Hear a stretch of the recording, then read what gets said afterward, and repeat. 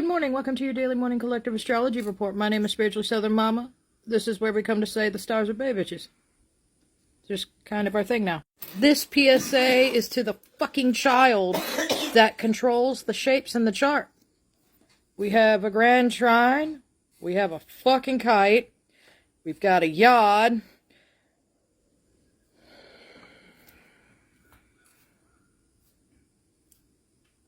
Did you have to put that goddamn many shapes in the picture? That's all I'm saying!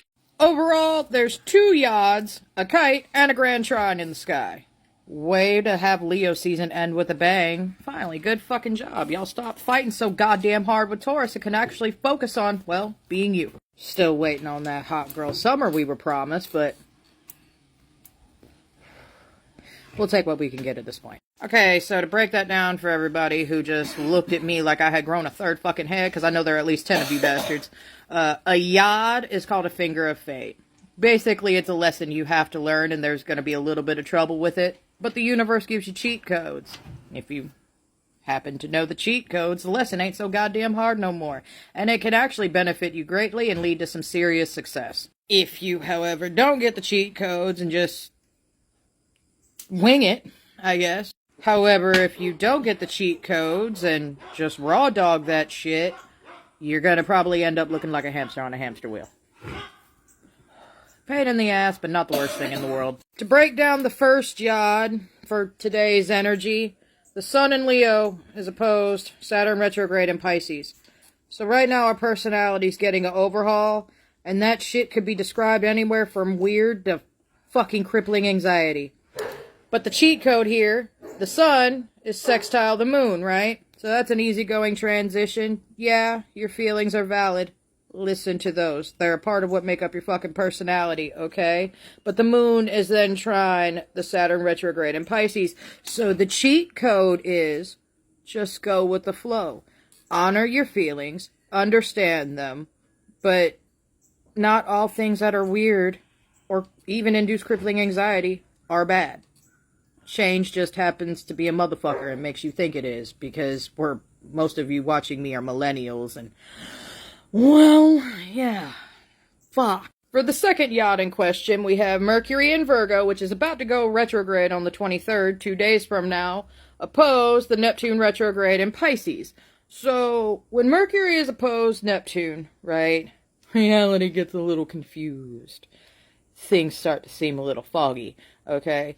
But Neptune is retrograde right now, so that means you get snapped back to reality. But Mercury is about to go retrograde, which means you're going to be foggy-headed still, okay? Don't overthink it, Becky. Just because it might seem like it's comfortable doesn't mean it's always good for you anymore. Old habits and ways of thinking might cloud your judgment here. Go with your fucking gut. The Neptune retrograde in Pisces is sextile Uranus in Taurus. So, yeah, this is going to feel a little chaotic, but honestly, the chaos can be managed. You're used to this level of chaos, and actually it feels kind of comfortable for you. The uncomfortable part about it is breaking away from it, because it just feels fucking weird.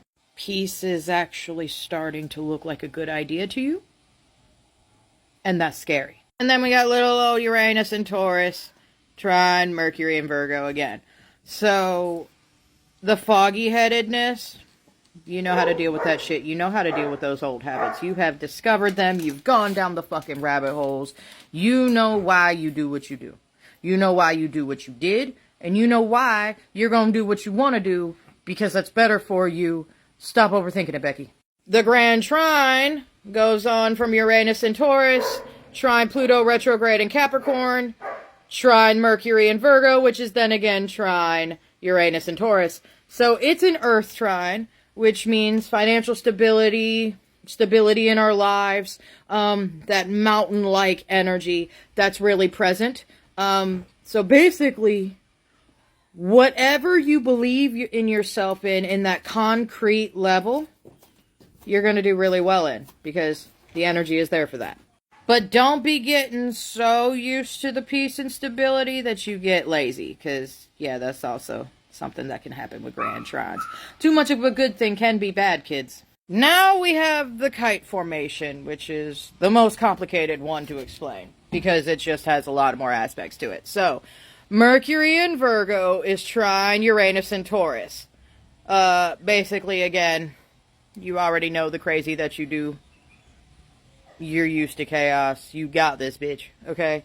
Uranus is then sextile with Neptune retrograde in Pisces, which is then sextile with the Pluto retrograde in Capricorn, which is then trine Mercury in Virgo all over again.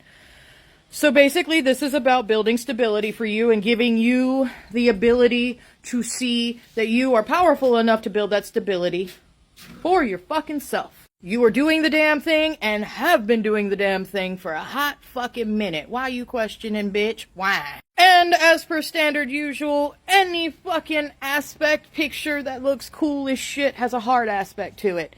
And in this case, it's Mercury in Virgo opposed the Neptune retrograde in Pisces. So yeah, with Mercury going retrograde, be wary of the foggy brain and going back into old mental habits.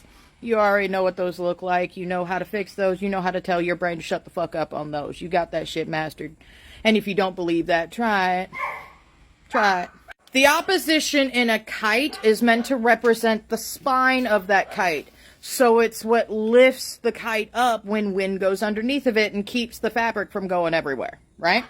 So in this case, it's about knowing that you've survived 100% of the battles, the transits, of fucking anything you have encountered in life, bitch. That's how much of a badass you are. Let all your fucked up shit be the reason you fly.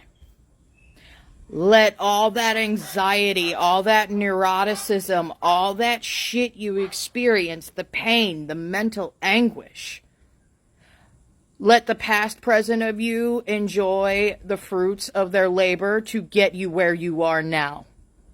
That's what that means. Damn, talk about Leo season empowering a bitch. Today is definitely a day of empowerment in the stars. There is definitely a lot of positive and happy energy going around. And honest to God, with everything that's been happening lately, I'll fucking take it. I will. So yeah, if you like these kind of reports and you enjoy them every morning and you aren't following me, go ahead and press that plus button. If you are following me, go ahead and press all the buttons. Because yeah, like, algorithms suck. I hope y'all have a beautiful day. And like I always say, y'all stay safe out there!